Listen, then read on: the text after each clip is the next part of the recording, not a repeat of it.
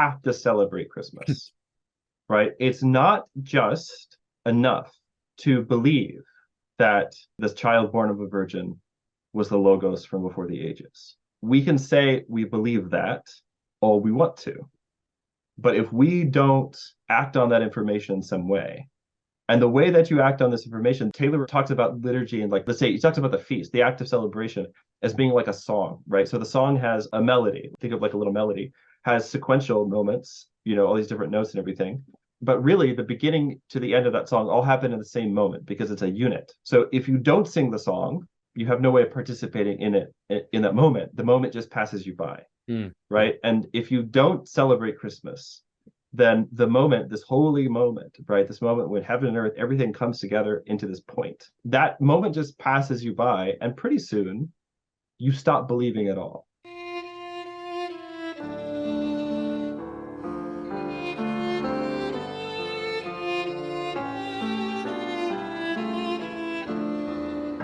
This is Jonathan Pajot. Welcome to the Symbolic World.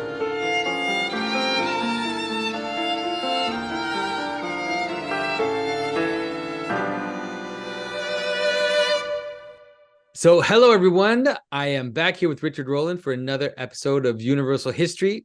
As all of you know, Richard and I wrapped up a major course on Beowulf, where Richard took us through very convincingly why Beowulf is a Christian poem. And if you watch it, you'll see at the end, I myself have a mouth agape. Like, he just, at the end, there's no doubt. It just like all comes together. It's very beautiful. So you can still check that out. By the way, if you're interested, the course is going to stay on for sale on the website, so you can check that out. But today we are going to talk about Christmas, about the kind of how Christmas came together as a feast in the church, why it's so important, why we celebrate Christmas the way we do today. And so it's going to be a great episode. Thanks for coming on, Richard. Glad to be here. This is one of my personal hobby horses.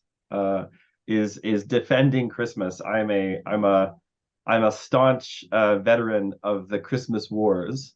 For a little context about this, maybe some people remember, if you were like a fundamentalist Protestant, especially living in the South, like the Southern U.S. I like how Americans, we say the South as this is the only South, but I guess people do that everywhere. But anyway.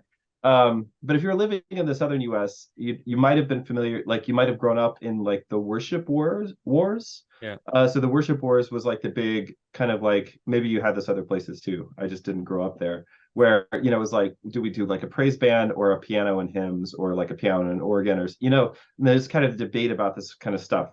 My family was in the trenches of all that stuff when I was a kid. But then as I grew up and eventually was on pastoral staff for several years. One day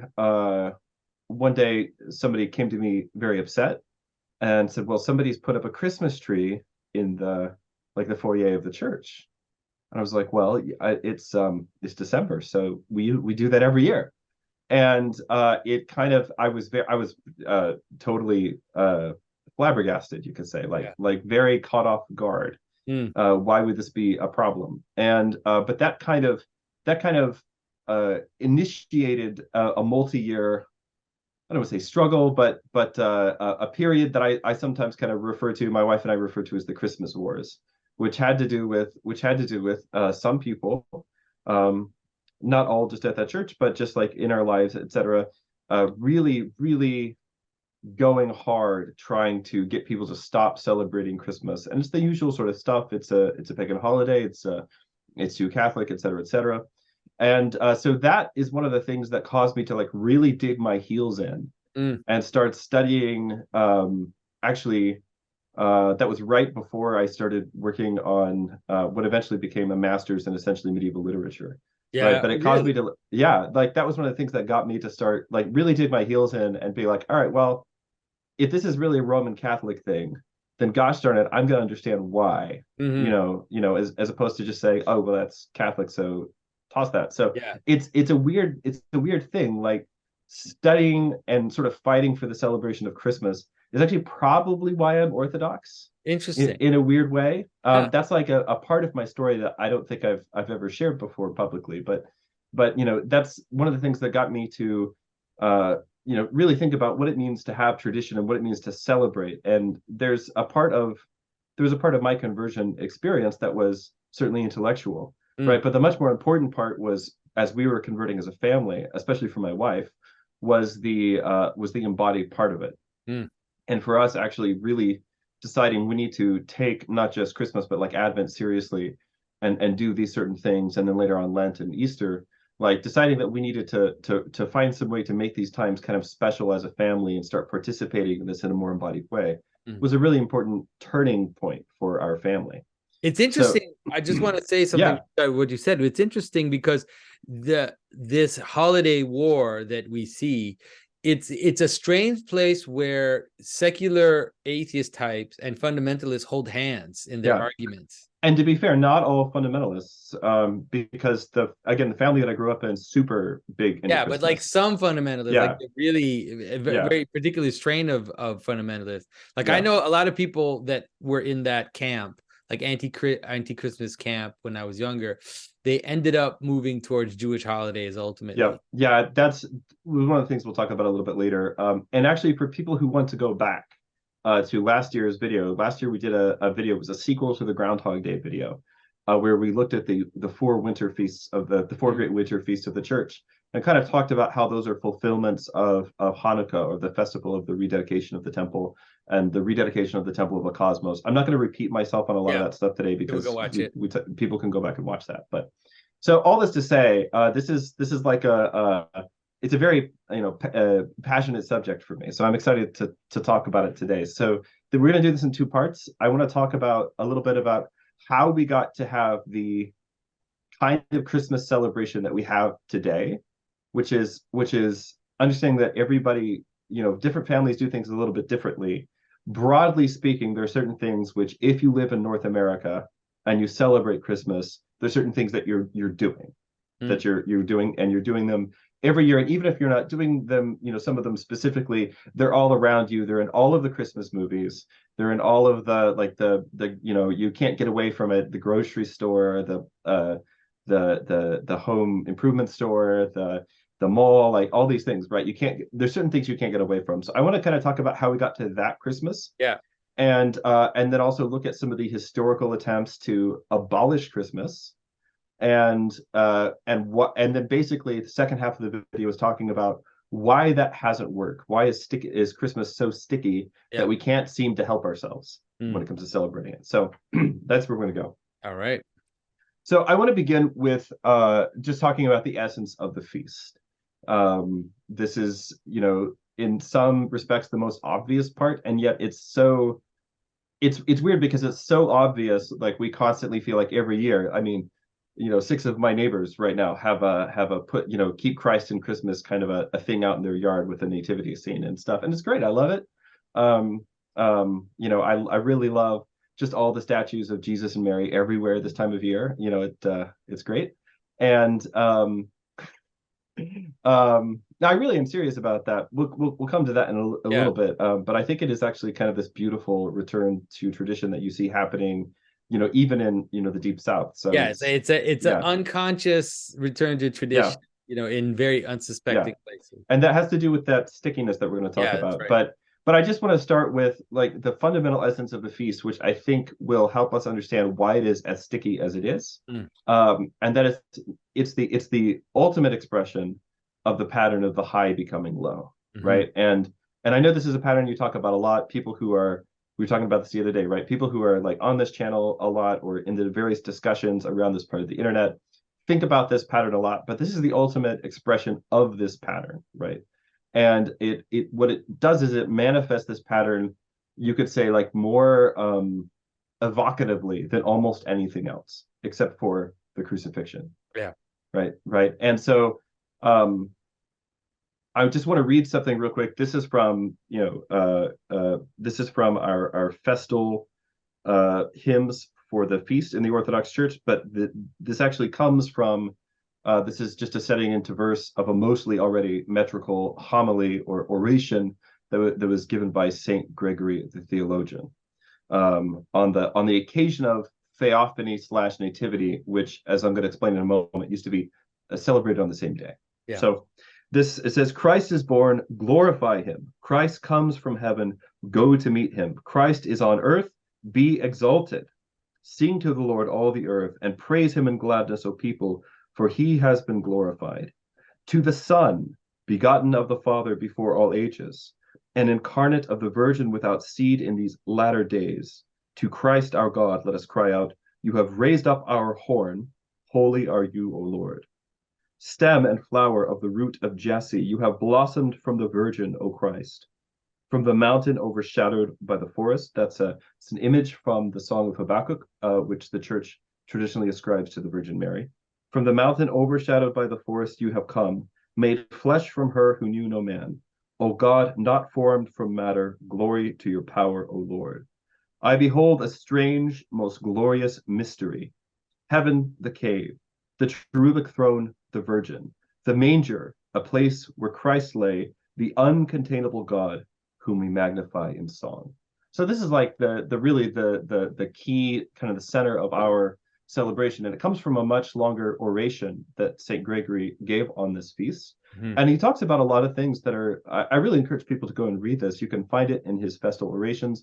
The excerpt I was just reading there comes from a book called the Winter Pascha, which is just a really great kind of a reader written by Father Thomas Hopko back in the day on the various feasts of the winter season. And in each chapter is like maybe 2 or 3 pages, and there's 40 of them. So yeah, it's just a really lovely little reader.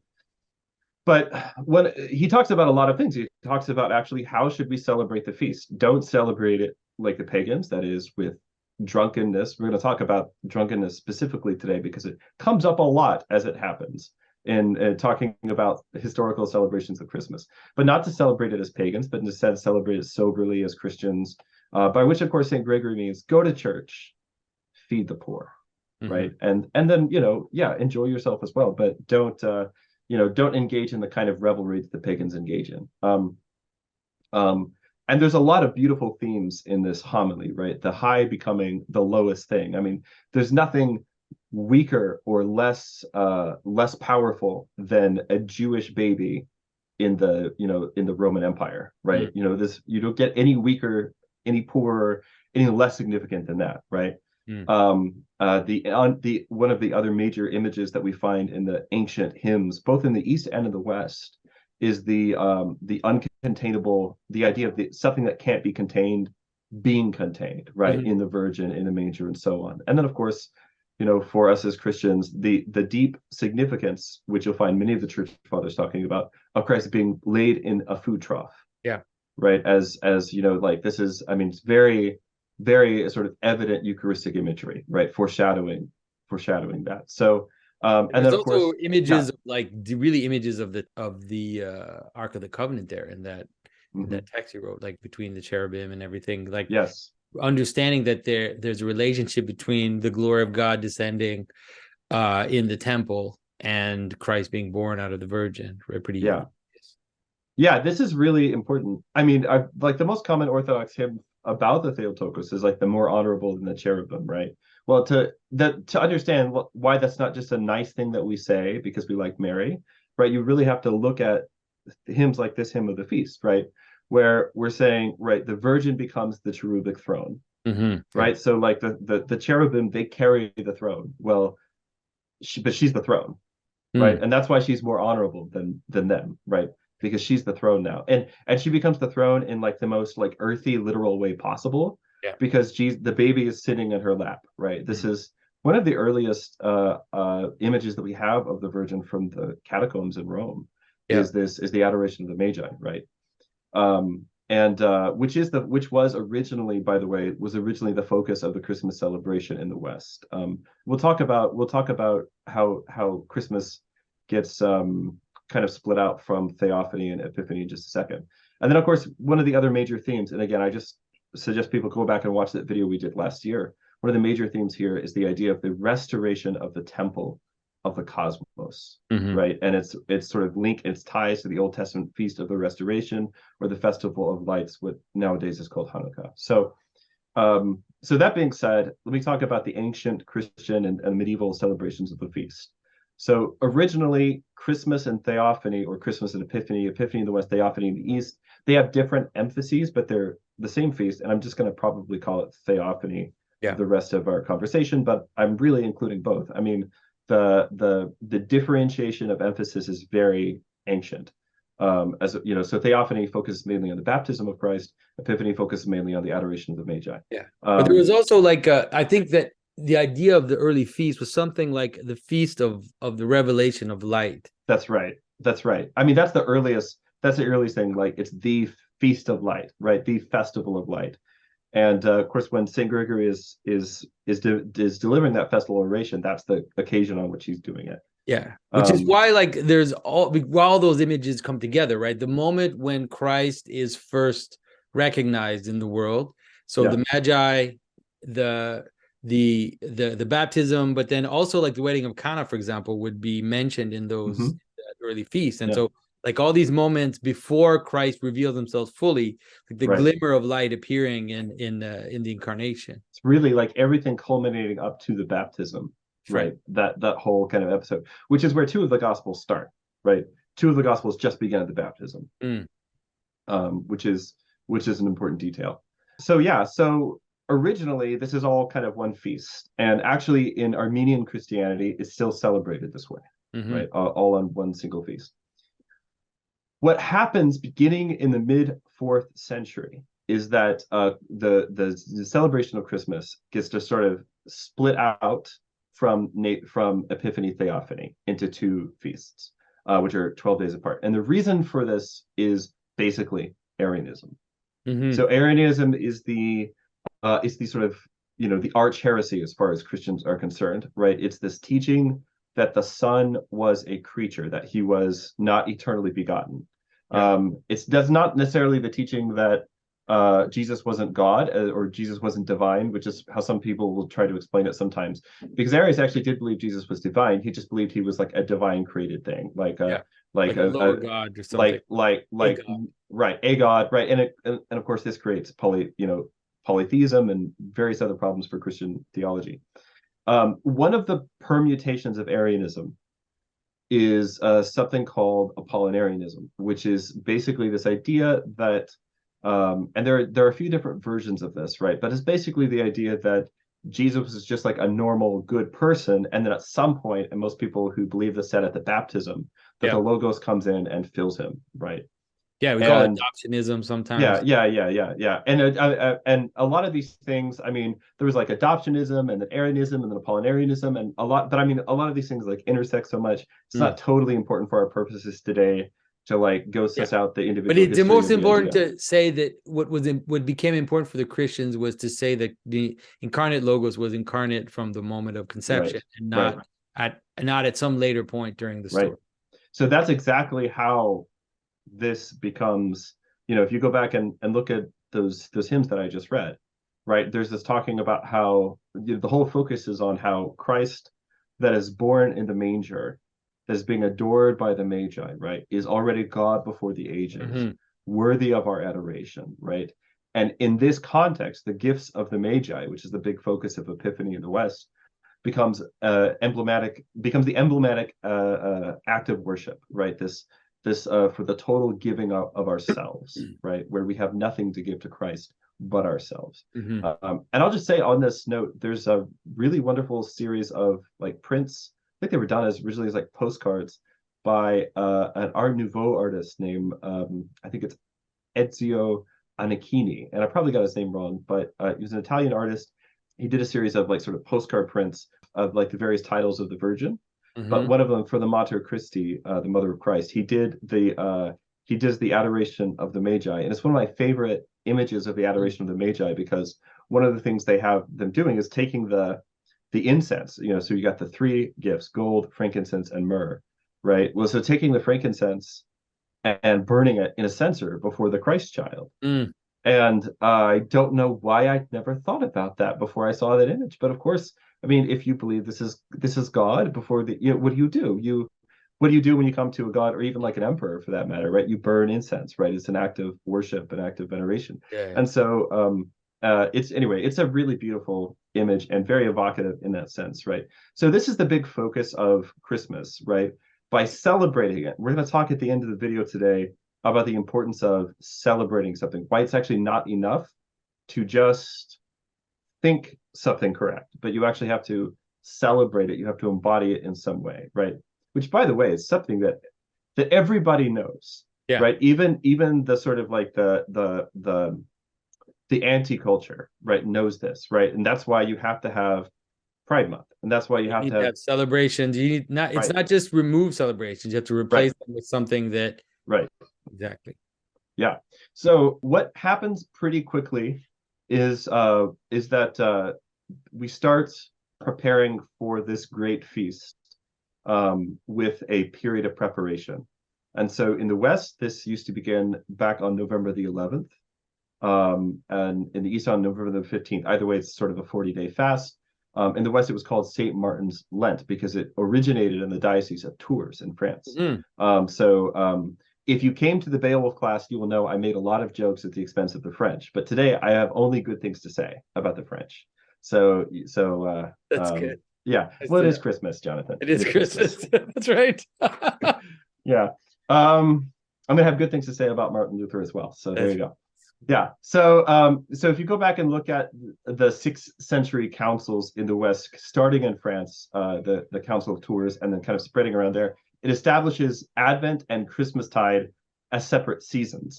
And it seems like this was because people had started to like pre-celebrate a little too much, right? Which is the thing we do in our culture now. We're like, well, right. Christmas is on the 25th, and we got to get all the Christmas parties, the work Christmas party and the gym Christmas party. All in before Christmas. Got to get it all in before Christmas, right?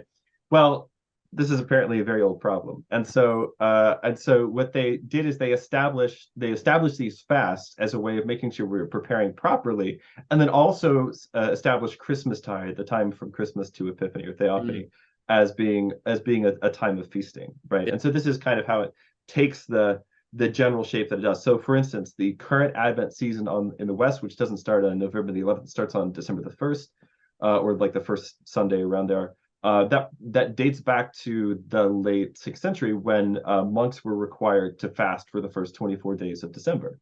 And it seems like this was because they had been breaking into the Christmas ale a little bit early. That's right. Yeah. They had their Advent calendar now that just has chocolate in it. Like people eat chocolate every day. I like the ones that have just like a little thing of a different Scotch whiskey in each of the doors. There you go. That's the best way unfortunately, to do it. I can't participate in these, but I think it's a neat idea. So, so there's a basic rule of thumb for understanding why different cultures have different Christmas traditions, and that is the colder your winter is, the bigger deal Christmas is in your culture, right? And that's more or less true across the board. There's some exceptions to it, but put it another way, the colder your winter is, the more Christmas customs and traditions your culture will develop, and like the stickier those things will be. Yeah, and because it's darker too. Right. You have that sense of this dark moment into which Christ is born. And I've by the way, I've heard some people say something like sometimes, well, the Orthodox are really good at celebrating Pascha. They just don't know how to celebrate Christmas or something like this. But like, go to Ukraine, go to Russia, go to any of those like Northern European countries where it gets very cold, very dark, right? Go to even like Serbia and the Balkans. You'll find all kinds of amazing Christmas carols, Christmas traditions, stuff you've never heard of, stuff that's really similar to stuff you grew up with. So it really has a lot to do with the weather, and particularly, like you said, the amount of darkness that you have. And I'll say a little bit here about the connections between, and we said a lot more about this in our last video. So again, go back and watch that, people, and in the Groundhog Day video as well. But the connections between like pagan solstice celebrations, and this is the thing to say, everybody has a winter festival. Absolutely. If you have a winter, you have a winter festival. That's right. And I realize I'm talking kind of mainly about the Northern Hemisphere right now. I don't know what to do about that, but we can, it's sorry, people in Australia, like I don't know what to say, but or in South Africa, or right. But basically, like as the light recedes, right, you get to the deepest, darkest part of the year, and everybody has this deep cultural it's sort of deeper than cultural, actually, like this really primitive sense that a festival is needed, that light is needed, right? Yeah, And we have to light a bonfire. We have to light. right, We have to light the right, fire. Like it's just inevitable to think that way. yeah, We have to find the light. At least we have to like get some hope for the sun to come back. and this seems to be the main reason for people rejecting the idea that Christ might have actually been born on December the 25th. Because it makes so much sense. Because it makes too much sense. Like that's too perfect. That goes together too well, right? Yeah. I would just say, like, who made the agricultural cycle? Who made the seasons, right? So for me, it's just this is when light would come into the world. When else would it have happened, right? When else would it have happened? And so a lot of so all this to say, if somebody says to me, such and such Christmas tradition, like the Christmas ham or something like this, that goes back to this old Germanic pagan custom at Yule or something like this. Okay, all right. Are you coming over for dinner or what? Like, let's, yeah, that's that, and really that should not be a problem for us if you understand the way that these things work, right? So a lot of the traditions that we associate with Christmas had already started developing by the late Middle Ages. One of my favorites here is caroling, right? And here I have to say something which may upset some people, but I don't mean to. All right, and that is that a carol is not the same thing as a hymn. Yeah. Nowadays, in like modern English parlance, when somebody says a Christmas carol, they just mean a religious song that you sing at Christmas time, right? Or as a semi-religious song that you sing at Christmas time. It's just like a Christmas song. That's what we mean by Christmas carols. But carols are not the same things as hymns. And in fact, carols were not sung in church until about the later half of the 19th century. Oh, really?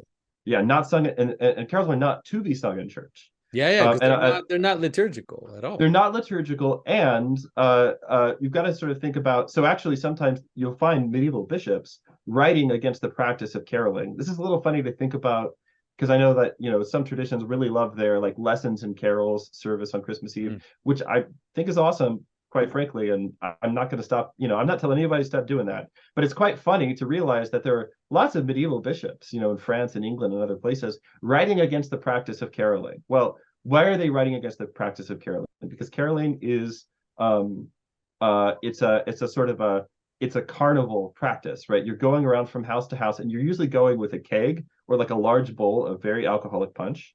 And you come up to the door of the place and you sing, and then you offer the people at the house, you offer them a drink in exchange for like a gift of some kind, right? And this is caroling. And which, by the way, sounds like a great time. We tried to do caroling every year just around our neighborhood. Wow. But I've never like been like have a sip from the flask as well, neighbor. Like maybe I need to bring that in. But that would definitely make you more popular if you did that. Yeah, or less popular depending on which neighbor. Depending on which neighbor you. Yeah, but anyway, my point is that all of that sounds awesome. Okay, but this actually helps explain the kind of the character of Christmas carols. Like if you go back and look at some really old medieval Christmas carols, especially like medieval English carols, which is what most of us know. Sometimes they're let's put it this way, they're not usually theologically explicit. Yeah.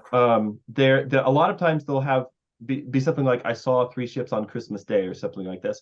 And there's a lot of metaphor, and it's the way to think of it is a sort of a lyrical veil over the mystery. Yeah. And why is the mystery veiled in this way? Well, it's because we're not in church. Right. And we're going around town and we're slightly drunk at this point. And also some of the things that they sang along with Christmas carols in the same setting were drinking songs. Yeah. No, I did not know how much trouble am I allowed to get into? As much trouble as you can. Okay, so I'll just say that there is there's a collection, like a 15th century manuscript that collects a bunch of Christmas carols, including one of my favorite medieval carols, which is called Adam lay y bounden. We'll talk about that in a second. But it also has like songs about somebody's male member. the lyrics of which are quite hilarious, actually. And the thing you have to understand is they're going from house to house, and you're getting songs about like the fall and original sin and baby Jesus in a manger, and then also here's a funny, Funny baudy kind of humor. dirty, like a Yeah, like here's a body song. yeah, here's a dirty song, right? That's how carols were used. That's what caroling is. Mhm. This is the those are the only two registers anybody has in the Middle Ages. You're either like contemplating the mystery or it's body Yeah, humor, and those are right. the two. Like, there's nothing in Yeah. between. When That would they carol? Like when? What date? What days? Do you know? Well, so the thing that the church really tried to enforce is caroling doesn't start till Christmas night after Okay. Mass. Yeah, Christmas night, and then you go around caroling after that. And of course, eventually, what happens is that the distinction between Advent and Christmastide gets kind of lost, and that's how we get the situation that we have today. But that doesn't really happen until the 19th century. Yeah. And then, of course, this culminates. Eventually, carols become a nostalgia thing, at least the ones that aren't about, you know, Body humor. yeah, Forget about those who don't know them. Now they yeah, become those become the ones you hear at the yeah. mall. And by Like, the way, there were carols. I'll just say there were carols for other holidays too. yeah, okay. Some very famous like Ash Wednesday carols, Okay. Good Friday carols, even one a carol for the circumcision of the Lord that I have managed to find. So there were like historically there were other carols as well, but Christmas was like the main time you went caroling, and it has to do with this. It has to do with this the winter of it all, basically. Right. You need a Yeah, drink. It's like yeah, you need a drink. cold and it's dark. Yeah, You need a drink. yeah, yeah. We also get things like the Christmas boar. There's actually a famous carol about this, the boar's head at Christmas, which I really love. The use of, especially in Western Europe, the use of evergreenery, like garland, holly, evergreens, fir trees, things like this. The use of this to sort of like sparse up the inside of the house, right, with like lights and evergreen, which is if there's any aesthetic which is like identifiably Christmas, it would be Yeah. lots of lights and just evergreen things everywhere, right? And again, when most of the world is dead except for these particular plants, Yeah. right? That it's very easy to see why that would be done. And And also winter berries. Like the idea of a yeah, winter berry is really yeah, important with Christmas because it has oh to do yeah, with that light or that seed that's being preserved, and you can still identify it even though everything else is dead. yeah. No, that's a beautiful way to say that. And even things like mistletoe, which we know, like as modern people, we know it to be a parasitic fungi, right? But fungus. But for medieval people, the mistletoe had all of these other connotations, right? But also like it's a little poisonous, so it's yeah. But it's one of those interesting things. Go look at the way that mistletoe is used in medieval symbolism. That's a whole video, I think. Oh, But really? um, so you have all this stuff that comes in.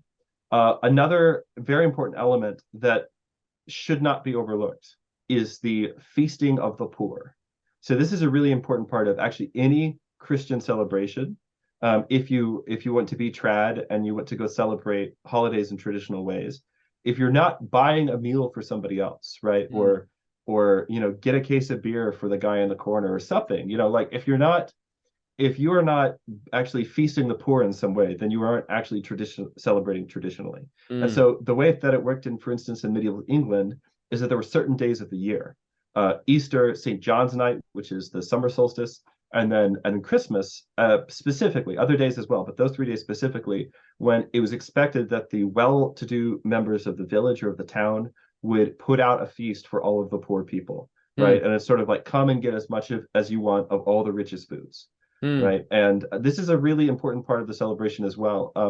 And a lot of times when we think about like the social inversion aspect of some of these holidays, like the Boy Bishop's feast or the Feast of the Ass on January the 14th, right? Obviously, they have a connotation of like misrule and things like this, and those aspects were always a concern for religious leaders, especially those of the more sort of uptight variety.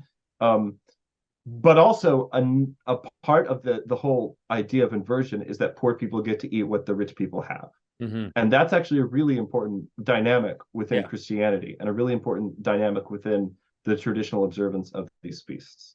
Yeah, and that's still like today we still have, the kind of Christmas don't know how you say it in English, but like to gather around food for Christmas. Like you go to you for poor people and making boxes for families that struggle and stuff. Like that's definitely still, even in a secular world, it's still a tradition that's there. I think every church that I've ever gone to as a member, both as a Protestant and now as an Orthodox Christian, has done that for Christmas. And even the grocery stores get in on it. It was like, here's a bunch of conveniently packed bags of food. You can just buy one and then we'll donate it to the shelter and things like that. So, the rule about charity, there are two rules about charity. Since nobody asked, there are two rules about charity. One is that the less, the closer the proximity, the better, right? The more times my money changes hands, I'm not even talking about like, where's that money actually going? Because this doesn't actually seem to be a question that we're supposed to ask as Christians. I mean, be a little discerning about the charities you donate to, but Christ says to give to every man that asks of you, right? So but what is he going to do with it later? But anyway, the more times that gift changes hands, right? Basically, the farther away I have to be from my neighbor to give to him, right?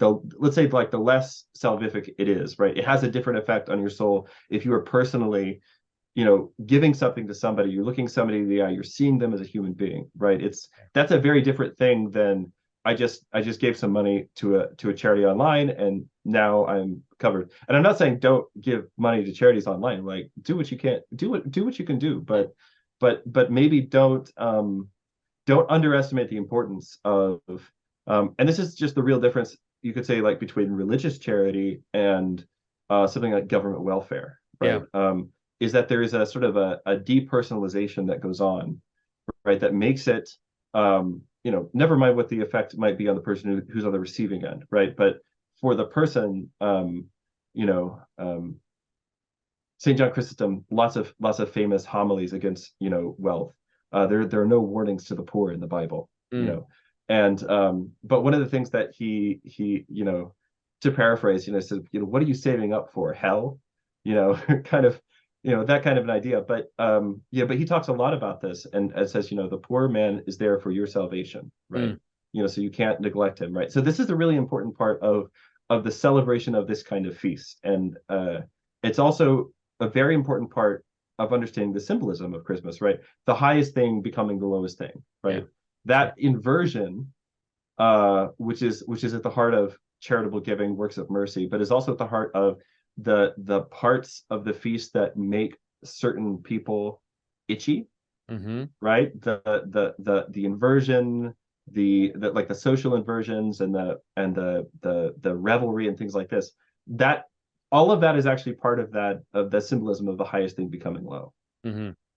So, and then of course, this inversion can take darker aspects, right? Drunkenness, gambling, etc. That's always been a problem. People and people in charge have always tried to sort of figure out how to complain about it. Christmas, for sure. Right. Always. Got to figure out how to manage it, right? And I just want to reiterate a lot of the things that we're talking about here. You could go back and look at like Saturnalia as this time of inversion or something like that. A lot of things we're talking about here can just I think should be rightly understood as integrations of pagan solstice celebrations, and that should be fine. Right? If we understand the way that Christianity works, the way that Christ works, the significance of his coming into the world in the deep of winter, this should not actually present us with a difficulty. I mean, think about it. Like, it's weird because also think about in the Middle Ages, the bishop complaining that, people in the town got too drunk, instead of mentioning how there were massive orgies, like in, like the Saturnalia. Everything's relative. That's right. Everything's relative. So you can actually see how Christianity transforms these types of feasts to be able to give some room for a bit of messiness to like point it towards a better path, you could say. I'm going to talk a lot about Charles Taylor in a second, is A Secular Age, but he talks about these times of carnival as being like the idea of like, if you have wine aging in a wineskin and you don't like unstop it every once in a while, eventually it's going to explode, right? The gas is just going to build up and it's going to explode. It's the same kind of a thing here. Like you do have to have a little bit like you shouldn't get drunk, but then also there are times when people need to get drunk, right? Those are like the two weird, that's the weird dichotomy that you find even in scripture. Even in scripture, you find this, right? that there are in Leviticus, right? There's a whole like, and if you can't go to the Jerusalem for this particular feast, then take the money that you would have spent on the trip and throw a big party for your friends and eat and be merry and get drunk before the Lord, right? And so it's a weird kind of a thing. And I think that the balance the church has traditionally struck is that you always have people saying, knock it off, you guys, and you always have people sort of doing it anyway. That's right. And that seems to hit like a good kind of flexibility. And this is really actually, with this point is such a great point that you're making, and it's one that it's that people don't understand how traditional societies work, because we tend to or understand authority as always as absolute authority that has absolute reach. And so when we know that like you can't cross a red light, we know that if you cross a red light, then you'll get a ticket. They'll even take a picture of your license plate, and then you'll get a ticket by the mail or whatever. And so, but in a traditional world, like you said, it's actually a dance. Right. Yeah. There's a dance, like you said, between different factions that create this kind of balance and move that doesn't always remain the same. It kind of moves. Sometimes it'll be moments where it's a bit more puritanical. Sometimes we'll be a little more permissive, and then it'll kind of slide back and forth between that. But that's the dance between exactly that. The balance is saying, yeah, knock it off, but then doing it to some extent anyways. The kind of people you always want to be careful of are either like the Puritans or like the total hedonists, right? That's right. Either one of those extremes is a really dangerous person. It's a dangerous person to have in charge of your church. It's a dangerous person to have in your life. It's a dangerous kind of a person to be. That's right. So this is the danger of going and like just reading a whole bunch of canon law and then looking around at the people in your parish or your priest and being nobody's like, doing what's there. What a bunch of terrible hypocrites. None of them are doing what's there, because it's not really how that works, right? Yeah. And but the thing that I wanted to point out is that the when we talk about hierarchy, right, the bishops that the church has canonized, that we set up as being, this is the kind of person that you should be because they're like Christ. So you should be like them. If you go and look at the lives of the bishops the church has canonized, one of the things that's basically universal among them is their care for the poor, right? That they were out setting out a feast out of their personal treasury, not just for the poor on certain feast days of the year, but every single day, right? So they're the people who best embody the highest thing, in this case, the bishop, right? The highest thing becoming the lowest, right? And their ability to kind of do that. And so it's this sort of interesting. I mean, the other big secret that is kind of offensive to modern Christianity is that I said a minute ago, like, there are no warnings to the poor in the scriptures. Yeah. And if you look at the way that this has been the rigidity and the flexibility that we were just talking about, the way that's been enforced is it's the idea that the poor man is the man who needs the party, and maybe he needs to get a little drunk, right? And then, but it's actually it's the well-to-do person, feasting with all his friends. He's the person who needs to be sober and celebrate more soberly, right? And one of the weird things that happens in this is what Taylor calls like multiple speed Christianity, right? And one of the weird things that happens, especially with Puritanism, is this idea that no, there's actually only one speed, and we have to hold the poor person to the same standard that we hold the rich man. And that sounds really egalitarian now, but it's not actually how traditional societies work. Yeah. So, okay, so kind of one of the things that I want to point out that is maybe a little different in the medieval celebration of Christmas, both in the East and the West, is the focus, especially on Christmas Eve in specific, the focus on Christmas Eve on the retelling of the story of Adam and Eve.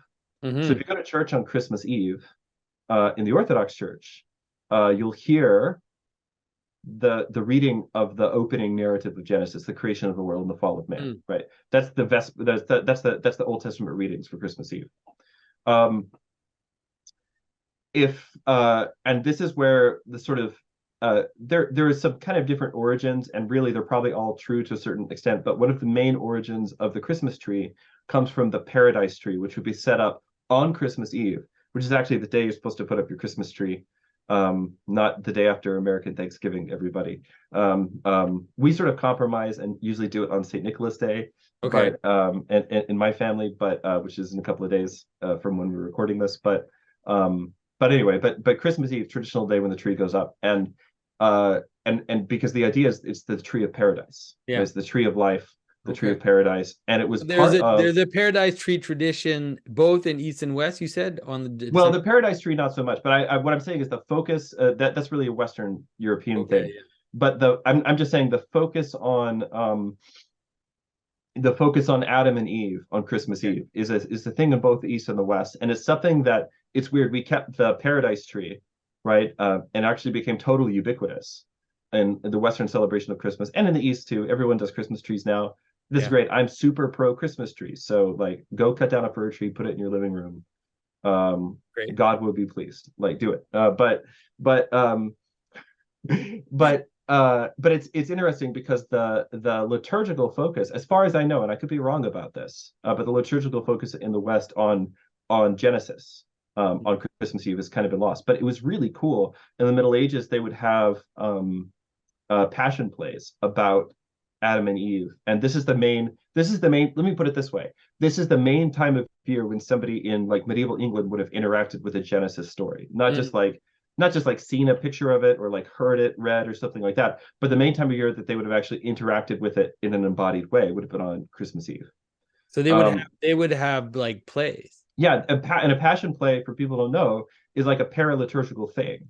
It's not something that happens in the church, but it's the origin, by the way, of like the Easter pageant or the Christmas pageant that maybe you did. I did lots of these growing up as as an evangelical, Yeah. and they were really cool memories. Um, um, but that has its basis in the passion play. But the passion play was something that it's not something that they did in the church. It's something that they did in like the village square. Yeah.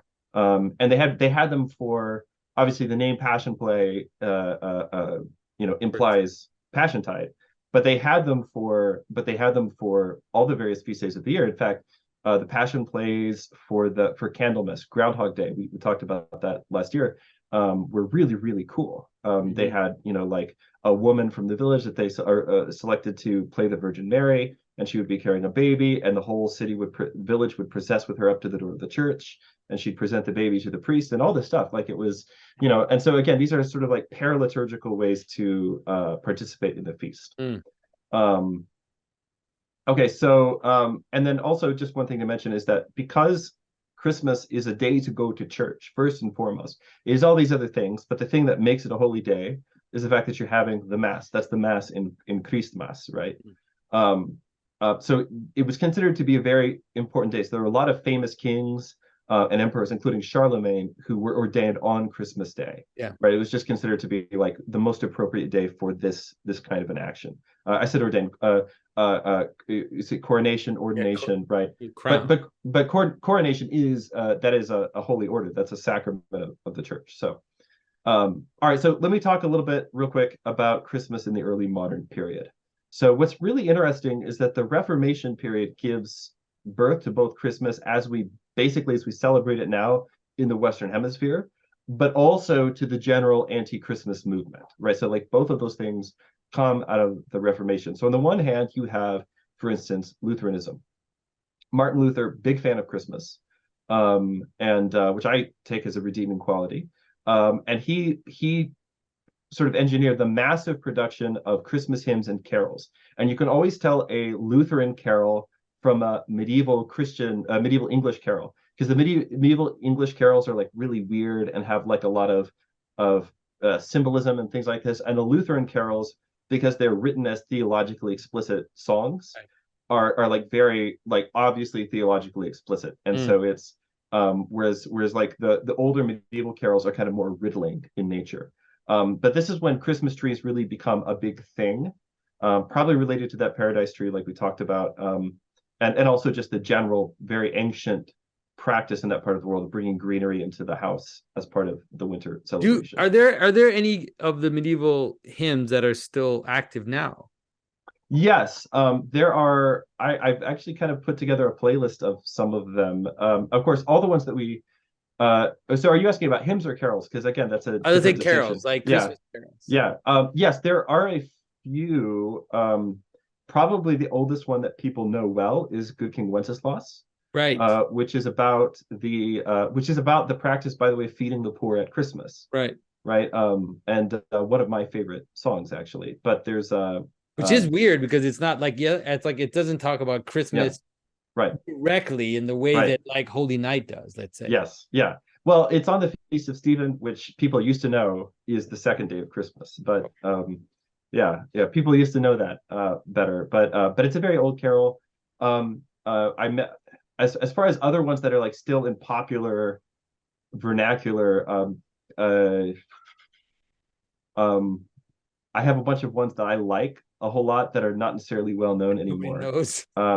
Let me think about this. Right, Maybe okay. I'll try to post some on the Facebook group. I put together a kind of like a pre-modern Advent playlist and just tried to find like all the carols and hymns that I could find that had been written before a certain date. And Mhm. I've got about 30 or 40 things on that list. And so Nice. maybe I'll share that with everybody again. Yeah. But some of them are like well known, some of them are, obviously all the Orthodox hymns for the feast are all, written in like the 8th century. So, that's all squarely pre-modern, but those aren't carols, right?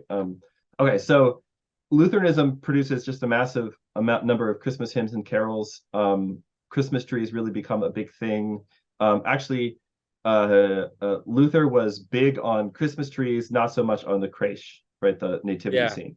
And so what's really funny is eventually, this is the thing about Christmas, the stickiness that we've been talking about. Um, People don't get rid of Christmas traditions; they just add new ones. Mm. And so some people were like, "No, you should do a tree, not a creche." And so everybody's like, "Great, we'll do both. In fact, we'll do a creche under the Christmas tree. See how you like that, you know?" Yeah. Um, Makes so much sense symbolically to have it on. right, it does. Like on And this and I hierarchy of heaven and angels of light, and then at the and you bottom you have the creche. and you put an angel or a star at the top, and Yeah, those an are the angel, same which thing. is the same thing. Yeah. I love this is why I love Christmas so much. And I think it was like one of my primary early like symbolic my early symbolic education really was just paying attention to Christmas customs and Yeah. things like I was talking about earlier, because everything about Christmas is so deeply symbolically intuitive. It's just really beautiful. And a lot of the trappings that we think of as kind of defining the American Christmas now were basically brought to North America by the Moravians, by the Pennsylvania Dutch, and by these other groups. And so there were several continental Reformed churches, such as the Dutch Reformed, which did continue to celebrate Christmas. They celebrated as one of the 5 evangelical feasts, which were Christmas, Good Friday, Easter, Ascension, and Pentecost. And I have never understood. Maybe somebody out there wants to enlighten me, Pastor Paul or somebody else, why those are the evangelical feasts and not any of the other things in the Gospels that are also Christian feasts. Like, the name evangelical. Usually, when we say something is evangelical in historical sense, we Wow. mean it's mentioned in the Gospels, right? But so is Transfiguration, Annunciation, etc. So I don't know Wait, why are the those. 5 feasts? Well, the 5 evangelical feast, at least back then for the Yeah. Dutch Reformed, were I'm not saying anything about current practice, Yeah. but were Christmas, Good Friday, Easter, Ascension, and Pentecost. Well, I think it's because Easter, Ascension, and Pentecost, Right, that's all kind of one there's cluster. a coherence. You know how Yeah, many days. You can get it from scripture pretty yeah, much. yeah, yeah, yeah. Yeah, that might be what it is. I think that's what it Um, is. Because the other dates you can't get from scripture yeah, when to celebrate the other ones. and this is basically where we get the general idea in American Christianity. And here I'm going to speak very broadly of kind of like the Christmas and Easter rhythm. Hmm. If you know what I'm talking about, like this idea by which you have Christmas and that's a big deal, and you have Easter, which is usually a really big deal, and then but there's really nothing else of particular spiritual significance between the two, other than of course your Sunday observance, your Lord's Day Yeah. observance, right? And which is how I grew up, right? Um, where we really get into trouble though, Christmas wise, is when we get into the Puritans, right? Puritans. And so here I have to say some things um, that well, I'm just going to read what they said. Like it's not fun. These were not fun people. I don't know how else to say it. Puritans are not fun Not people. fun What a people. You like, can quote me on that. understatement there. But I think they would have said they were not fun That's people. right, So I think exactly. it's okay. so the puritanical movement, and by this I mean English Puritans, Yeah. being a sect of English Christians who um thought that the Church of England, the Reformation, had not gone far enough in rejecting what they called popery or papism, Yeah. right? And so they were really trying to like purify. So you had your Puritans who were like trying to purify the Church of England, and the Separatists who were like, we're out of here, right? But they're really the kind of the same movement. Yeah. And then of course my own ancestors on one side of my family, the Scottish Calvinists, Hmm. and who also did not like Christmas. Oh, really? Yeah, well, some of them. So John Knox famously said supported the banning of Christmas on the grounds that it was superstitious. Various Puritan writers referred to Christmas as being the trappings of popery, the rags of the beast, and so on. The rags. Rags of the beast. Yeah. So this is actually a really important thing to think about, I think, because sometimes when people talk about this, they'll say something like, well, the Puritans didn't ban Christmas. Actually, they did for a very short period of time. For about 13 years, it was actually illegal to celebrate Christmas, like straight up illegal to celebrate Christmas in England. Talk about that in a second. But they'll say something like, well, they were rejecting it. This is what people will say. They'll say they were rejecting it because of the over celebration and the tendency for people to over celebrate. So the thing that I kind of want to point out here is two things. One is there's always been people, inveighing against don't over celebrate, but it had never been necessary to ban the holiday outright, right? The other thing, though, is to point out that the act of celebration for the Puritans, the act of celebration itself was associated with superstition and specifically Roman Catholicism. Yeah. Right. And this even has weird manifestations. One of my areas of study that I did like a whole project on in my graduate degree was actually the American Prohibition movement and the temperance movement, which I'm just really interested in for a lot of reasons. But one of the interesting things that you'll find if you go back and you read a lot of the early temperance literature, and I've actually gone to the country's largest temperance archives to like read through a bunch of the early literature. What you'll find is that there is a lot of frankly anti-Catholic sentiment as a part of the literature of the early temperance movement, because it's the German, Italian, Irish immigrants coming over here who drink, and that's causing the problem. Actually, it was actually probably the saloons that were causing the problem, not the beer gardens. But that's a different conversation. We could talk sometime about the symbolism of going from we all get together as a family to have some beer and we're sitting at a table looking at each other to I'm sitting at a bar facing a bartender. There's an important shift that happens there as part of the Industrial Revolution. But anyway, different conversation for a different day. But the thing I want to really emphasize, though, is that all of the stuff like the celebration, the drunkenness, but then also like the mass and the liturgy, right? The high things and the low things about the feast day, for the Puritans, that was all a package, and it had to all be rejected. And so this leads to the outright banning, starting in 1645, and then again in 1647. They passed an ordinance in England abolishing the feasts of Christmas, Easter, and Whitsun or Pentecost. Easter too, really? Abolishing Easter as well, like which people always forget about that. Wow. People always forget about that, and that remains in force until the Restoration in 1660. In fact, there was a really fun kind of a popular song. I wish I remembered to put the lyrics in my notes for this talk, but there was like a kind of a fun popular song celebrating because now we know that Charles has come back, Charles II, because now we know when Christmas is. Yeah. And so there've been like a lot of underground celebrations and things like that going on throughout that time. Can you imagine? Like, think about it today. If we said, I mean, they did it during COVID. Some right. Here, they're like, you can't celebrate Christmas this year, and it was like, what? Yeah.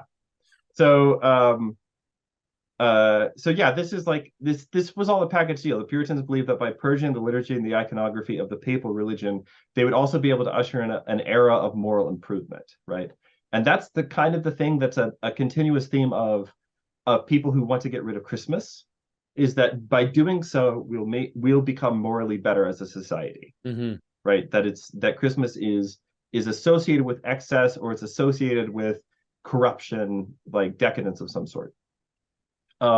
Which is funny because like it's just interesting because that's the danger of the feast. You know, it's like right. You think people don't get drunk at weddings, right? Do you think people don't get drunk at funerals? Do you think people don't? You know, it's like when you gather together to celebrate something, it has there's a kind of ecstasy there. There's something going on which is both very positive but also dangerous, and so you kind of have to navigate that line so that it doesn't fall into. And it also is a revealer. It reveals it. You know, the feast can reveal the nature of a group. You know, and reveal its quality, you know, because if it gets out of hand, then it also is showing something about the nature of that communion. Yes, that is a really important note. The other thing is that when you try really hard to repress this, right, that it will pop up again, but it'll pop up in some really dangerously excessive way. That's right. Right. In the same way that, you know, if you can have Christian liturgy or you can have the occult, like pick, like, you know, like, but there's a liturgical impulse in human beings that that you know, everybody has to participate in something. So but this is also like there's so many things about this, like social dancing, for example. Oh yeah, a great example of that, where it's like can you be at a feast where you dance with someone else's wife? Is that possible? And then what can you maintain the order and the right ordering in that kind of that place that could reveal your darkness, let's say? Yeah. Can I tell you a joke? Yeah, go for it. This is a joke that as a Baptist growing up, we told about ourselves. So it's not intended to be cruel. So it goes like, how Baptist am I? How Baptist are you? I'm so Baptist that we don't play Old Maid in the front of the house, because if somebody drives by at 50 miles an hour, looks through the window, sees us playing cards, they'll assume we're playing poker. If we're playing poker, we're gambling. If you're gambling, you're fornicating, and we all know that fornication leads to premarital dancing. That's hilarious. You know, anyway, this is a joke that we kind of told about ourselves, but I think there's really something to that. Social dancing which is something I was not allowed to do growing up. And then I married my wife who loves dancing. And so we, you know, so she sort of like introduced me to it, and it was just like, man, it was a weird moment. The first time that I danced to music, it was bizarre. And the reason it was bizarre, I discovered two things. One is I really like dancing, but the other is that I suddenly realized what music was for. Like I grew up, I was a violinist, and I did a lot of like Irish fiddle music, like jigs and reels, which are just without dances. dancing. But I'd never danced in my life. And so my wife and I, we used to do like, we got really into folk dance at a period, and we did a bunch of Scottish country dance.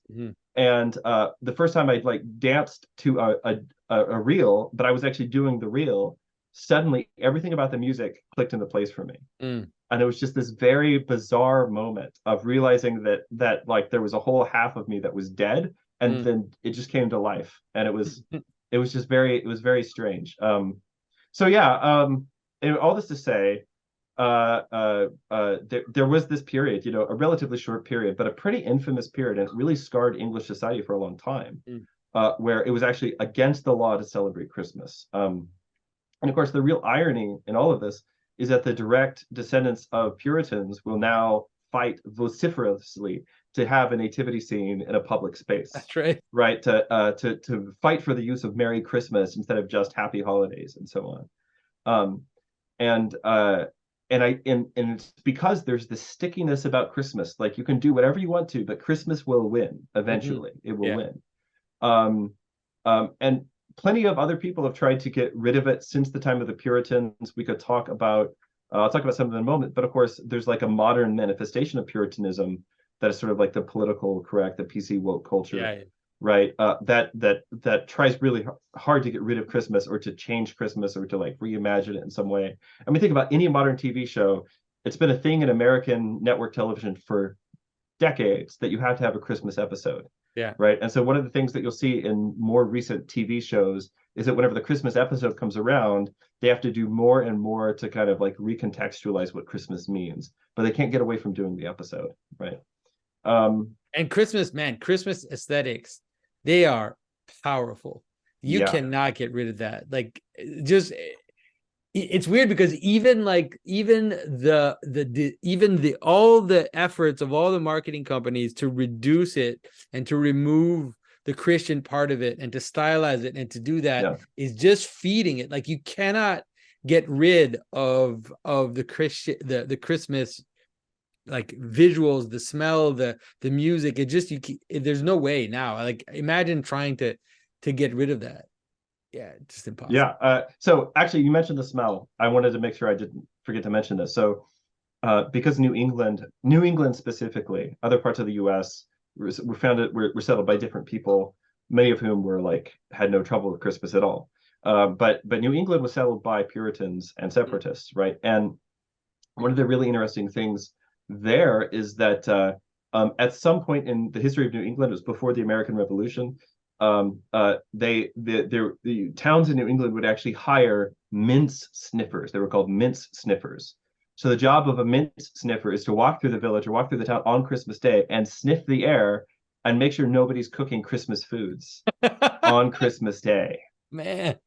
And you could be like really severely punished for celebrating Christmas, at that particular time. So, and at that time, like the whole idea of Christmas celebration, again, like that's something the German immigrants at the end of the street might be doing, but good Puritan families weren't participating in that. So, to kind of get up to modern times, the early 19th century is really a renaissance for Christmas celebrations in the Anglosphere. And this is for two reasons. One is the Oxford movement, which is basically this, it was like a movement within the Church of England to kind of return to like a more patristic basis for the tradition. It's kind of when Anglo-Catholicism as such sort of develops into full flower, right? And kind of right along the same time, you had a guy named Charles Dickens. And I know they made a movie about him a couple of years ago or something called The Man Who Invented Christmas, which I actually did not see because I hate seeing movies about historical figures that I like or I know a lot about because I'll just get angry. Especially now. It's like especially now, right? maybe 20 years ago. Yeah. I didn't know what they're going to do. But so I don't know if the movie was any good or not. But it's like, there's something about the title there, The Man Who Invented Christmas, which is like a little cheeky. But also it's not totally wrong, right? Like I said, Christmas had taken a pretty big hit in the 17th century, and it was being celebrated in England again, but also it was still like there was just a lot of every year, like kind of like hand wringing around the celebration of Christmas and etc. So, but this really, between the Oxford movement, and they're trying to go back and basically revive the medieval practices of these feasts, and then Charles Dickens coming along and writing A Christmas Carol, did a ton to revive traditional celebrations of the holiday, focused especially on the ancient theme of charitable works at this time, which again is a very important part of traditionally celebrating Christmas. And to this day, I mean, you say what you want to say about Americans, but to this day, it remains this time of year that we are the most likely to give to charity. Even people who don't think about or give anything to the poor the rest of the year, on Christmas, there's suddenly this like generosity that where our hearts will open up, a little bit more than they were open before. Yeah, it's interesting that Dickens. It's funny because now I'd never thought about that, but I think I thought about it now that it's called A Christmas Carol. Yeah, and it's a secular. It's not directly Christian. It kind of floats around the themes like what you described about the Christmas carols. That's exactly why it's called A Christmas Carol, and it's so interesting because there are of course references to people going to church, references to Christ, references to like the theme of the day, the little babe in the manger who makes the lame walk, and etc. Right? That's all in there. But you're right. It's not a liturgical story. It's not just a retelling of the nativity narratives from the Gospels or something like that. It's this sort of thing that's happening around the church, right? In the around the church, and specifically throughout the life of one man. And it kind of creates this really. I think what is so genius about the Christmas Carol, I mean, we should do a whole video just on it, is that we're going to talk in a moment about these idea of like sort of knots in time, right? Which is really what a feast day is. And the Christmas Carol takes that idea and runs with it because it ties Scrooge's entire life together over the course of one Christmas to the next. That's right? Which becomes like a really powerful way of thinking about our own lives, right? Where were we on this feast day? What person were we on this feast day? So in the United States, like I said, Christmas was really seen more of an ethnic holiday, which meant that you actually had whole communities that just didn't celebrate Christmas, which is kind of unthinkable now, until about the late 19th century. And it really starts to be celebrated in the late 19th century thanks to the works of poets, like the guy whose name I'm forgetting right now, who wrote what was originally called A Visit from St. Nicholas, "'Twas the Night Before Christmas," that poem. And then which really basically kicks off the whole idea of gift giving at Christmas in the United States. Yeah, and joins the Feast of St. Nicholas with Christmas. Because I always wondered, like, when did that happen? At some point, for us, it's crushed together in the West. St. Nicholas and Christmas is the same. And then you like, I had a Romanian priest in our parish for a few years, and he was really annoyed that we gave gifts at Christmas, and was like really trying to like make sure that we give our gifts, on St. Nicholas Day, which that's so fun. He didn't succeed though. Like, nice try. It's too too deep. Like in our too deep. Yeah. You can't undo it. And then there was also Harriet Beecher Stowe, who wrote Uncle Tom's Cabin, which is, I guess, a little infamous now. But anyway, she also wrote a story, I think it's called A Christmas in New England, which did a lot to kind of popularize the celebration of Christmas. And like the whole focus of A Christmas in New England, right, is on this sort of like immigrant community within New England that's celebrating the holiday, and that other people kind of get involved and participate in it. And so, in the late 19th century is really when Christmas takes off in the United States, and this culminates in its declaration as a federal holiday in 1870. Wow. And it's important to note that for Americans, that wasn't even a holiday. Christmas wasn't even a holiday up to the time. And it's totally unthinkable now, but like George Washington didn't celebrate Christmas. Worked on Christmas, Like he didn't just work on Christmas. He attacked the Hessians, who were Germans, on Christmas because they were celebrating. And it was like, that's like his famous, like, crossing the Delaware, attacks the Hessians. One of the most important victories of the American Revolutionary War worked because the Americans weren't celebrating on Christmas Day. And the Hessians were, right? So it's like these various, like, very interesting kind of history there in our early status as early time as a nation, and then Christmas kind of developing more and more first as this immigrant thing, and then now it's totally universal.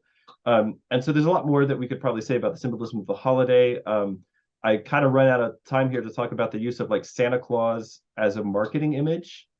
Or Coca-Cola specifically. And also, but I think it's important. I think because this is an argument that people use a lot, is that in some ways, Santa Claus today was made up by Coca-Cola. And I really I resist that to some extent. I agree. I think that the character of Father Christmas and Saint Nicholas were there in the 19th century. You see the characters, and then they kind of get fused into one character, which is our modern Santa Claus.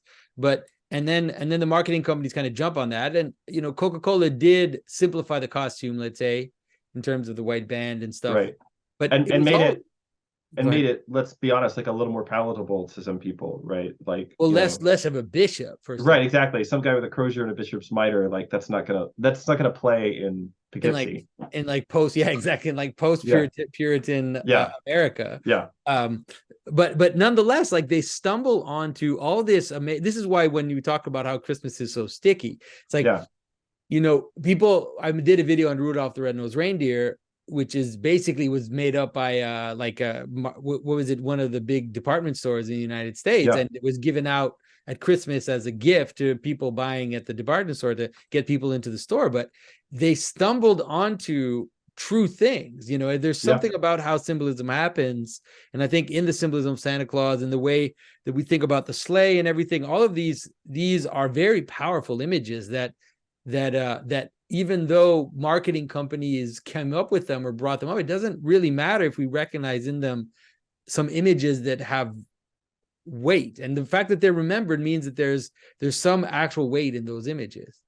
I'm a huge sucker for Santa Claus movies in general. Miracle on 34th Street is a really, there are two remakes, they made it twice, and both versions are quite good, I think. there was an animated film about Santa Claus, Santa Claus is like a family dynasty that came out a few years later a few years ago rather, called Arthur Christmas. And it's a really interesting movie. It does a lot of sort of interesting things, like tries to subvert the Santa Claus symbolism at the outset, and then shows all the problems that causes, and then by the end, things have to kind of revert back to the traditional pattern. And I haven't seen it. I should watch that. yeah, Okay. it's interesting. I would love to know your thoughts on it. It's an interesting one, but yeah, I think that it's one of these weird things, because actually the Soviet Union, of course, tried to also abolish Christmas, and when they did, they just replaced it with a winter holiday, and they had Old Man Winter, who's dressed exactly like Santa Claus, right? And he's the one that brings you the presents now. That's right. And there's something about this, right? All of the attempts actually to revive or create competing winter holidays in the secular world around us today. Going back to the French Revolution, my favorite one is do you guys do you have like the Three Kings cake? Is that something that you do? Yeah, we do that here. Yeah. So that's a French thing. It's not something that I grew up with, but it's a French thing. So you'll get a kick out of knowing that during the French Revolution, they renamed the Three Kings cake to the Equality cake, which is amazing, because the original story about the Three Kings is that you have like the highest thing becomes low, and then the high thing comes down and venerates the thing that's become low, that was and then it's like, equality cake. It's all perfectly even. No and they kings. don't put the seed. I meant they don't put the seed in there. They don't. I assume not, because it's like, hey, someone special if he finds the thing. Yeah. You can't have that. It's you just get the guillotine now, is what people. you get if you find the Eat seed. the cake. Yeah. Anyway, it's just like in Quebec, we like in French in Quebec, Santa Claus, we call him Father Christmas. Yeah. Like that's how and that's like Papa Noel or something. Papa Noel, Père Noel, and that's like that. There's this whole character that appeared in Western Europe and in France that had the hat and was very similar to the way that we understand Santa Claus now. So it's like all these characters get fused. Yeah, it seems like it's a thing that has to happen. Yeah. There's a lot more we could say about this, but there are a few things that I want to point out that are like really beautiful to me about all of this. That we kind of been talking about, and then I'm going to give you what I call my midwit defense of Christmas. Okay? All right. So the first thing is just to say that kind of against the general detractors of Christmas, right? That Christmas is actually not our most over-commercialized time of the year. We're always over-commercialized. Christmas is the only time of year that we notice it. Right? Because if you think about like all the kitsch and like the $1, like the bargain bins and stuff at Target or Walmart or whatever, like those are there all year, but only at Christmas do you notice it and get irritated about it. I think it is a really beautiful time where let's say the soft iconoclasm of American religion gives way to not just like putting up nativity scenes with statues of Jesus, Joseph, and Mary, like in your house, in your yard, in the village square, right? But actually defending that practice in the court of public opinion, which is really something to think about. And it's also the time of year, like I mentioned, but by the numbers, we're the most generous, right? It's the one day a year that even confirmed heathens will show up to church. So I was a pastor and I'm from a family of pastors, and I get that there's always something in you that wants to complain when somebody shows up on Christmas Day or on Easter or Pascha and you haven't seen them in a year. It's like, oh, so now you're here, right? But like you could also flip that around though and think about the fact that there's something so potent about this day that even the most confirmed heathen will still show up to light a candle, right? They'll still show up to a midnight, like they'll still come to church with their kids, like they take their kids to church the one day a year. There's something really special, something really potent about this day. So I want to kind of explain that. I'll give you what I call my midwit apology or defense of Christmas, and I call it a midwit. Some people know I'm a big fan of like the format of the midwit meme, right? And so I'm sure we can put one up here on the screen or something, but the idea is you have like a really dumb person at one end and a really smart person at the other end, and there's a bell curve in the middle, and the bell curve in the middle, that guy's the midwit. So in this case, the meme is the really simple person who says celebrate Christmas because it's Jesus' birthday, right? And then at the other end, you have the saint who says the same thing, celebrate Christmas because it's Jesus' birthday. And for a lot of people, and I'll go as far as to say probably the majority of the people watching this video, that is enough. That is enough. But for all the people kind of like in the middle there, the sources, right? people. Yes, the sources people, yes. we need like a little more kind of an explanation and understanding of why we're doing the things that we're doing. And again, as I said, to me, this is a really important thing. So I'm going to read some little bits and kind of talk through some bits from Charles Taylor's work, A Secular Age, which is one of the most important books that I think anybody could read right now. And what's amazing is that a lot of the ideas that I have really benefited from here on the symbolic world, listening to your videos and conversations over the last several years, I first encountered in Taylor. And then when I saw your videos, I was like, oh, somebody else is talking about that same thing, right? And it was just really, I don't know, validating in a certain way. So he talks about basically this idea that there are three kinds of time. For medieval man, there are three kinds of time. And the first one is in one of our previous videos, I refer to this as the difference between Chronos and Kairos as two kinds of time. But Taylor says there's three, right? So there's first of all there's Chronos, which we could refer to as was what Taylor calls homogeneous or empty time, right? Which for modernity is the central form of time. Yeah. Right. History as a series of accidents, right? In the philosophical sense, like history as a series of accidents, cause and effect, and just sort of this cause and effect in an endless chain with no particular meaning to it, right? And then the second kind of time is he says the second kind of time is what we could call kairotic time. And so kairotic time would be time being filled with meaning. So Taylor says that the time of carnival, for instance, is kairotic. That is, the timeline encounters kairotic knots. So you have the straight line, and then suddenly you hit kind of like a knot where everything gets kind of snarled up and bended together. And moments whose nature and placing calls for reversal, followed by others demanding rededication, and still others which approach parousia. So this is his Shrove Tuesday, Lent, Easter, right? So Shrove Tuesday, that's Mardi Gras, right? Yeah. Is this a great moment of carnival or reversal, followed by Lent for rededication, and then Easter, which is like parousia, the coming, where they're revealing. So there are kairotic knots in the stories we tell about ourselves in our time. Revolutions themselves are understood by their heirs and supporters as such kairotic moments. So you think about whatever country you live in, and the important political moments or like revolutions that you've had. In my case, like the American Revolution becomes this huge kind of kairotic moment where the actual details and timelines about George Washington and Benjamin Franklin and the founding fathers and July the 4th and all that stuff is less important than all of those things kind of being gathered together in that particular moment. Yeah. It says nationalist historiography is full of such moments, but what has changed is that around which these moments gather. So in the pre-modern era, the organizing field for ordinary time comes from these higher times. So the higher times are basically two sources. So if you think of ordinary time as like secular time, I know that the word secular can mean various different things here, but for now we'll just call it this sort of homogeneous chronological time. There are kind of two sources for that meaning. And one is what is eternity, right? Eternity sort of breaking into ordinary time. And then the other is what Taylor calls like the great time, right? This is like, say like mythical time. This is like when all the important stuff happened to make the world that it is today, right? Yeah. So if you're, living in like a like a Stone Age civilization or something, the great time is like when the gods were on Earth walking around among mortals, right? For the Christian story, the great time is really the gospel, right? The Gospels, when Christ was here on Earth, right? When he's establishing these things. And there's this idea that Taylor really develops. The way that you have the horizontal dimension of secular time, but also these vertical dimensions where eternity and the great time kind of break into that secular time. And you could say like the more pronounced that happens, the bigger the knot becomes. Yeah. And this is what makes these relationships, and it's really a three-way relationship between homogeneous time and like our mythical history and then eternity. Yeah. The more relationships there are, the bigger the knot becomes. And this is actually what gives time meaning.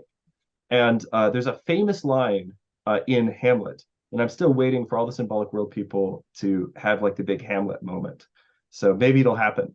Because Hamlet is a tremendously important, one of Shakespeare's most important plays. It's a tremendously important work of literature because it's one of the things that Hamlet is grappling with is the sort of the great disenchantment and the passover from the ancient world into the modern, right? It's not for nothing that that Hamlet has just come from, university, in Germany at the birthplace of the Reformation.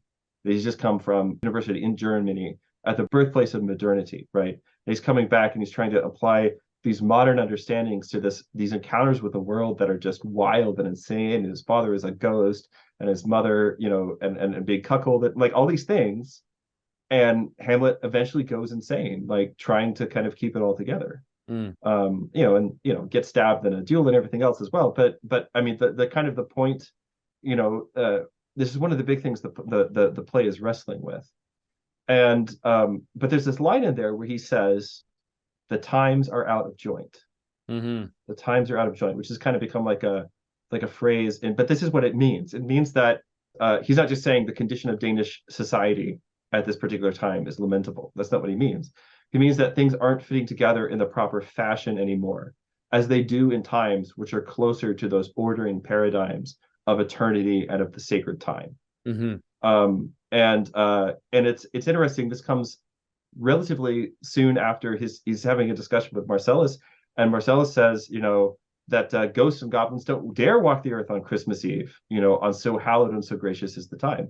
Which, by the way, is Hamlet a Christmas story? Well, if Die Hard is a Christmas story, Hamlet's definitely a Christmas story. But anyway, so the thing with Christmas is that it's one of these moments, and the other moment really is the crucifixion, which is something that Taylor also identifies.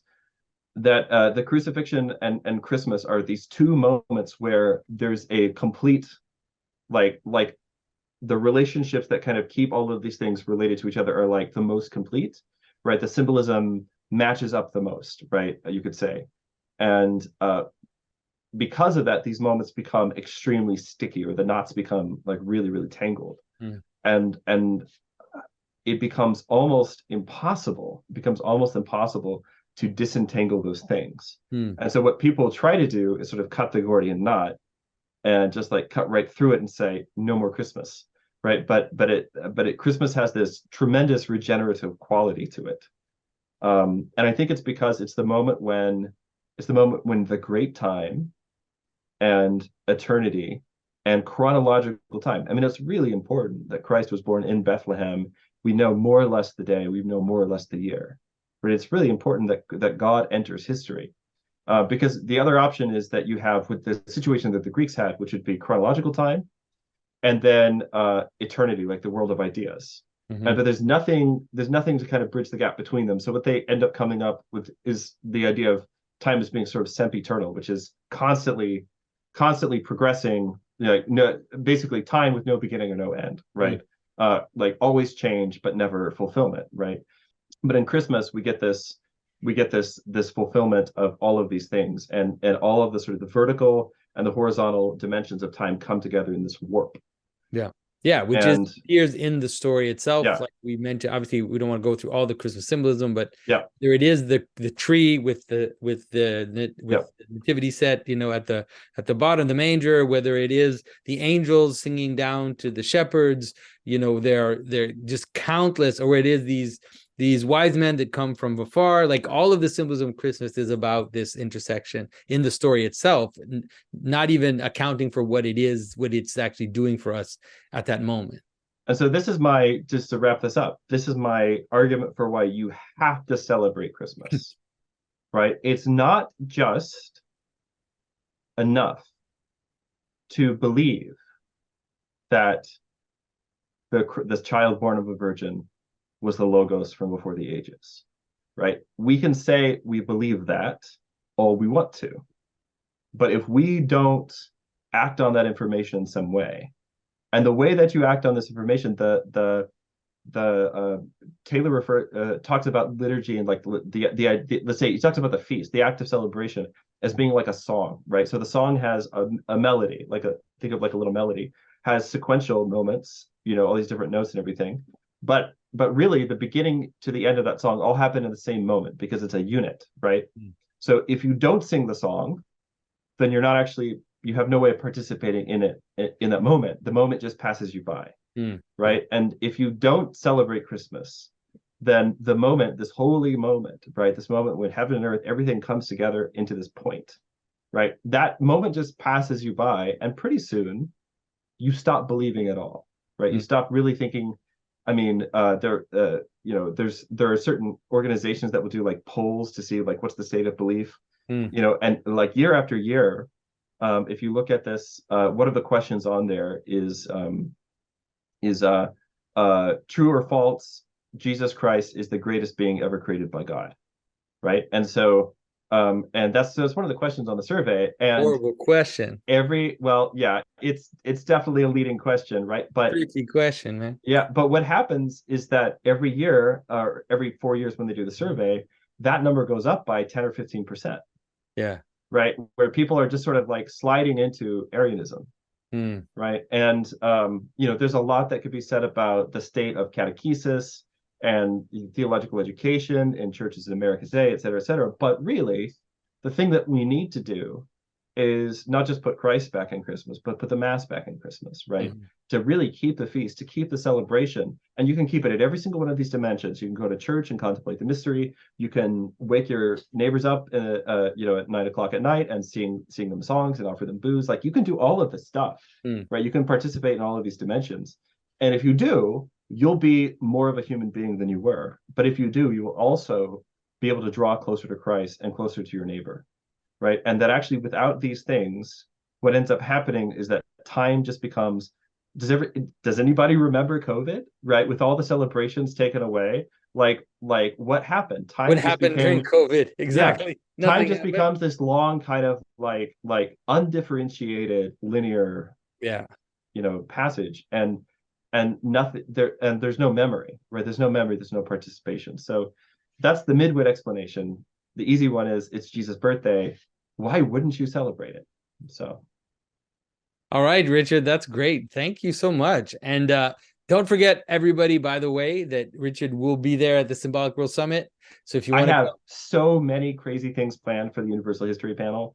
I mean, I'm gonna really like just not restrain myself even a little bit. We're gonna get into some really fun, weird stuff. So I definitely can't wait. So everybody, thanks again, Richard. I wish you a Merry Christmas, and likewise. See you in the new year. I want to invite you all to the very first Symbolic World Summit. Over 3 days, we will finally meet in real time, in real space, and everyone from this little corner of the internet will be there to explore the theme of reclaiming the cosmic image. Of course, I will be speaking, but there will also be Martin Shaw, who is an amazing mythographer, Father Stephen DeYoung of Lord of Spirit fame. There will be Richard Rohlin from the Universal History series, Vesper Stamper, Nicholas Kotar, and Neil deGraye that you've all seen on my channel here and there. For entertainment, we have everyone's favorite apocalyptic band, the one and only Dirt Poor Robins. This event will be the chance of a lifetime to capture and embrace our current moment. So join us from February 29th to March 2nd, 2024 in Tarpon Springs, Florida. Visit thesymbolicworld.com/summit for more information, and I will see you there.